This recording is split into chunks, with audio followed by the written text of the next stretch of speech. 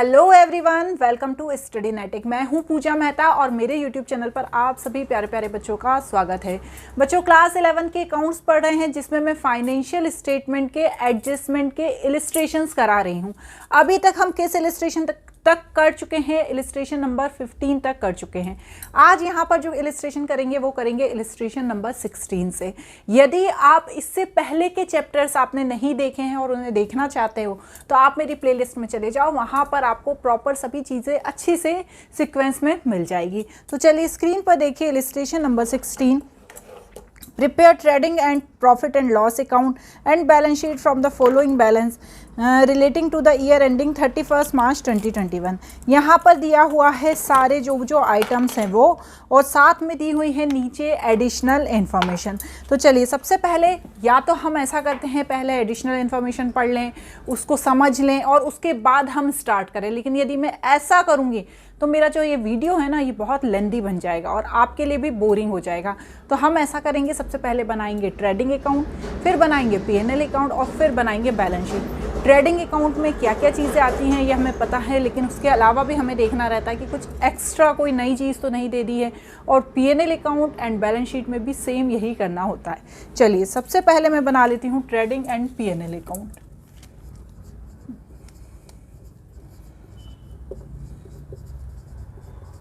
किसका है ये? नाम दिया हुआ है? नहीं, नाम नहीं दिया, तो हम ऐसे ही लिख देते हैं फॉर द ईयर एंडेड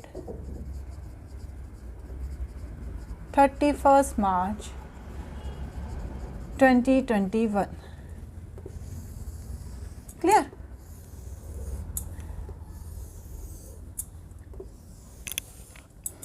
अब यहाँ पर क्या किया हमने? यहाँ पर जो इसका जो फॉर्मेट है ये तो हमको पता ही है, पर्टिकुलर्स अमाउंट, पर्टिकुलर्स अमाउंट, ठीक है, debit and credit.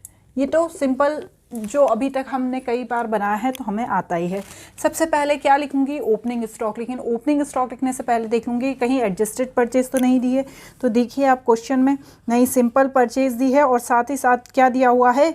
Return outward. तो इस रिटर्न आउटवर्ड को परचेज में से हमें माइनस करना है। तो पहले तो मैं लिख दूंगी opening stock to opening stock. कितना दिया हुआ है? 20,000। उसके बाद टू परचेज कितना दिया है? 105,000 और इसमें से माइनस करेंगे रिटर्न आउटवर्ड। कितना दिया है? 5,000। तो यहाँ पर कितना आ जाएगा? 1 लाख।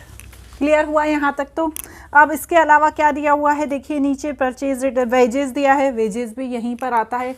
तो हम यहाँ पर लिख देंगे टू वेजेस। कितना है वेजेस? 50,000।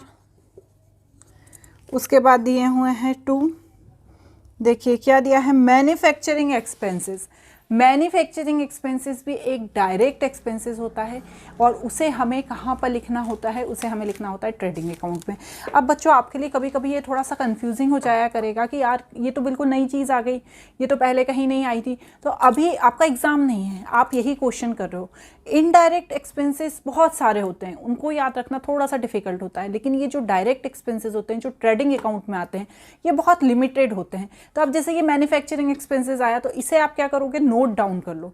फ्यूल आया, इसे नोट डाउन कर लिया कि ये सारी चीज़ें कहाँ आती हैं? ये सारी चीज़ें ट्रेडिंग अकाउंट में आती है, ताकि जब आपके एग्जाम होंगे ना तो आपके लिए डिफिकल्टी नहीं होगी।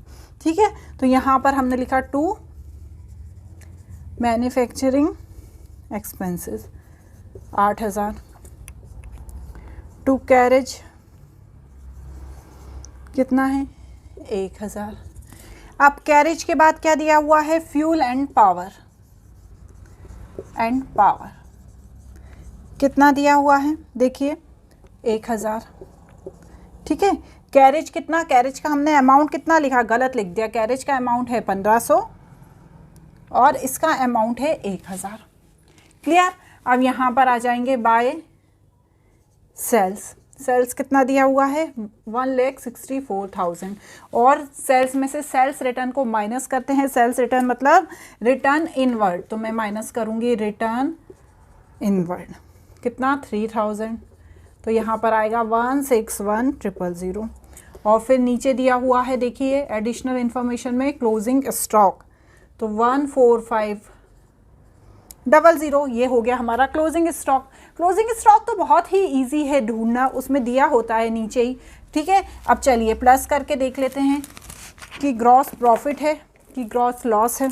चलिए ये दो चीज़ें हैं यहाँ, 161,000 प्लस 145,000, यहाँ पर क्या आएगा 17,550।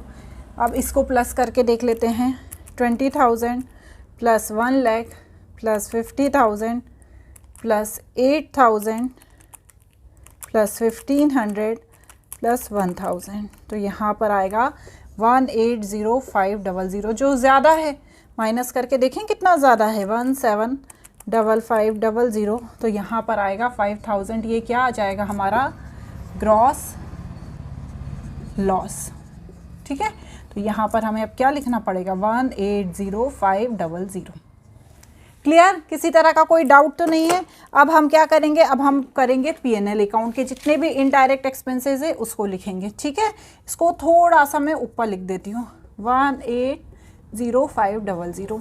चलिए देखिए क्या क्या दिया है यहाँ पर, देखिए आप सबसे पहले क्या लिखेंगे, सबसे पहले तो मैं इसको लिख दूंगी, टू ग्रॉस लॉस कितना है 5,000।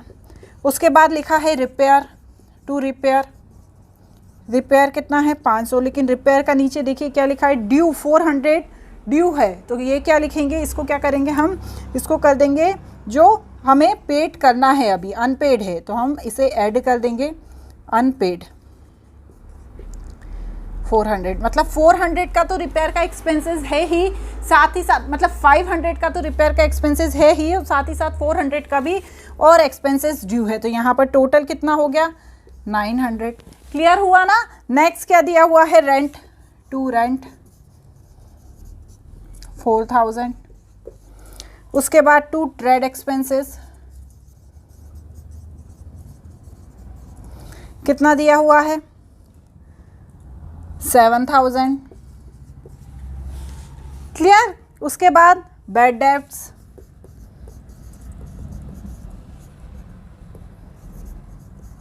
बैड डेब्ट्स देखिए आप 2,000 दिया हुआ है, इसका किसी तरह का ज़्यादा लंबा चौड़ा ट्रीटमेंट नहीं दिया है, तो हमें बहुत खुशी हुई क्योंकि अभी तक जितने भी इलस्ट्रेशन किए थे उसमें बहुत बड़े बड़े ट्रीटमेंट थे, तो यहाँ पर हमने क्या किया 2,000 लिख दिया। उसके बाद क्या है देखिए आप नीचे क्या लिखा हुआ है, depreciation on plant and machinery कितना 4,000, तो हमें डायरेक्ट क्या लिखना है यहाँ पर, to depreciation on plant and machinery कितना 4,000। उसके बाद अलाउ 5% इंटरेस्ट ऑन कैपिटल, तो कैपिटल कितनी दी हुई है देखिए आप क्वेश्चन में, कैपिटल दी है 1 लाख, उस पर जब इंटरेस्ट लगाएंगे 5% तो आएगा कितना 5,000। क्लियर। अब यहाँ पर देखिए कुछ भी नहीं दिया है यहाँ पे, तो हमें तो वैसे ही समझ में आ रहा है कि क्या हो रहा है, हमें नेट लॉस हो रहा है, तो हम पहले इसे ऐड करके देख लेते हैं।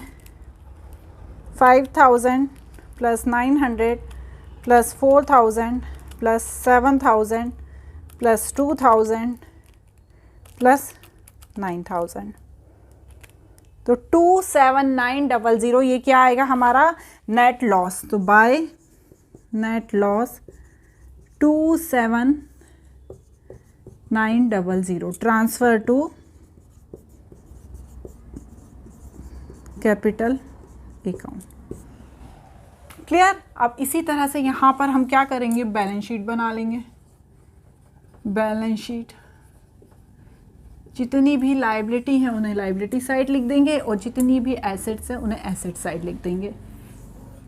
क्लियर। आउटस्टैंडिंग जितने भी हमारे रहते हैं उसको कहाँ पे लिखते हैं हम, लायबिलिटी में लिखते हैं,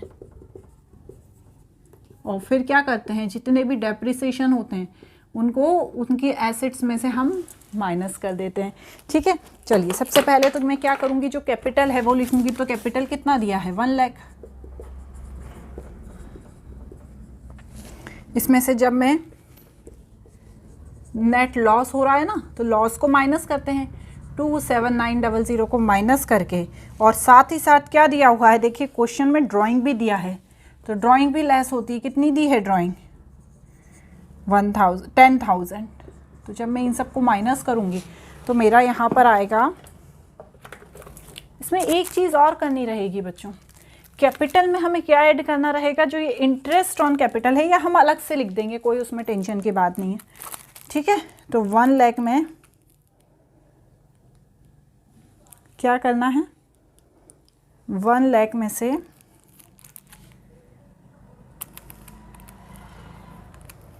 -27,900 माइनस 10,000, यहाँ पर आएगा 62100।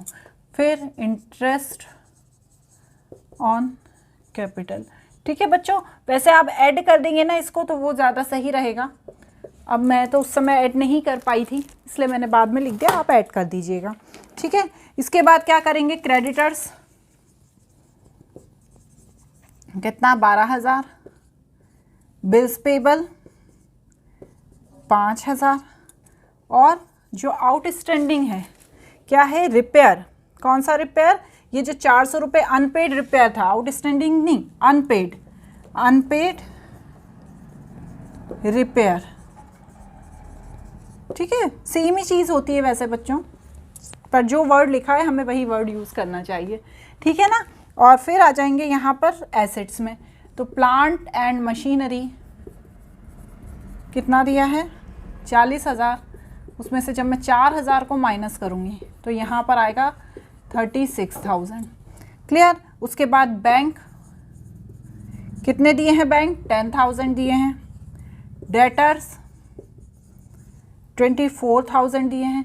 और क्लोजिंग स्टॉक 14,500 दिया है। अब आप बोलेंगे मैडम ये कंप्लीट हो गया है, पर आप बोलेंगे मैडम कि आपने एक चीज़ छोड़ दी है। अब bill receivable of 5,000 was discounted with bank on 24 March 2021 but has not yet matured. अभी तक वो मैच्योर नहीं हुआ है, इसलिए उसकी किसी भी तरह की कोई एंट्री नहीं की जाएगी। ये चीज़ आपको ध्यान में रखना है कि जब इस तरह की कोई एडिशनल इन्फॉर्मेशन दी जाती है तो उसे हमें छोड़ देना है। क्लियर? चलिए अब इसको हम प्लस कर लेते हैं। 36,000 प्लस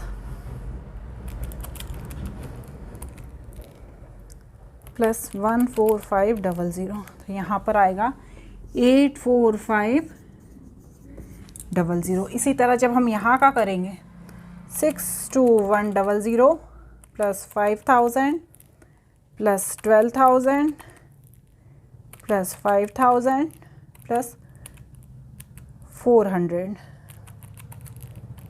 तो ये भी आएगा 84500। ठीक है, मुझे भी कभी कभी लगता है कि ऐसा ना हो कि मुझसे गलती से कोई चीज़ छूट गई हो, मेरी बैलेंस शीट मैच ना हो, इसलिए मैं भी बहुत डर डर के करती हूँ। ओके, चले अब आगे हम देखते हैं नेक्स्ट इलिस्ट्रेशन नंबर 17। देखिए इलिस्ट्रेशन नंबर जो 17 है बहुत सिंपल सा और बहुत छोटा सा है, उसको हम पहले पढ़ लेते हैं। क्या लिखा है? On 28 March 2021 stock costing 80,000 were destroyed by fire. The stock was insured and the insurance company admitted a claim 70,000 only. Give necessary general entries and show how it will be treated in the final accounts. ठीक है, तो इसमें हमें general entry पास करना है, साथ ही साथ उसको हम किस तरह से ट्रीट करेंगे ट्रेडिंग अकाउंट में, पीएनएल अकाउंट में और बैलेंस शीट में बताना है किसे जो लॉस हुआ है स्टॉक का, किसके कारण, फायर के कारण। ठीक है, तो चलें पहले मैं इसे क्लीन कर लेती हूँ। सबसे पहले तो क्या करेंगे हम, सबसे पहले कहाँ पर आता है loss by fire? Trading account में। कहाँ पर आता है ट्रेडिंग अकाउंट में? हम उसे देख लेते हैं। ट्रेडिंग अकाउंट में ये आता है हमेशा क्रेडिट साइड। और जैसे इस क्वेश्चन में क्या दिया है कि 80,000 का गुड्स डिस्ट्रॉय हो गया, तो जितने अमाउंट का गुड्स डिस्ट्रॉय हुआ है ना उस अमाउंट को हम ट्रेडिंग अकाउंट में लिखते हैं। तो यहाँ पर मैं लिख दूँगी 80,000 by loss of stock by fire. Clear? उसके बाद आएगा यदि क्लेम है, देखो दिया है ना कि the stock was insured and insurance company admitted claim 70,000, मतलब 80,000 का सामान जल गया था और सिर्फ 70,000 का क्लेम मिला, 10,000 का नहीं मिला। तो हम पर फिर क्या करेंगे, पीएनएल अकाउंट में उसका कैसे ट्रीटमेंट करेंगे? Debit side to loss of stock by fire 80,000 और इंश्योरेंस माइनस, इंश्योरेंस को हम माइनस कर देंगे 70,000, तो यहाँ पर कितना आएगा 10,000। इस तरह से करेंगे। अब बैलेंस शीट में कैसे लिखेंगे? अब बैलेंस शीट में लिखेंगे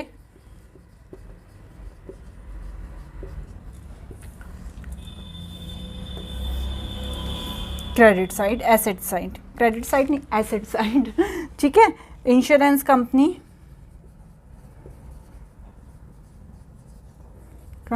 क्लेम कितने का मिला 70,000, और इस तरह से इसका पूरा ट्रीटमेंट कर लेंगे।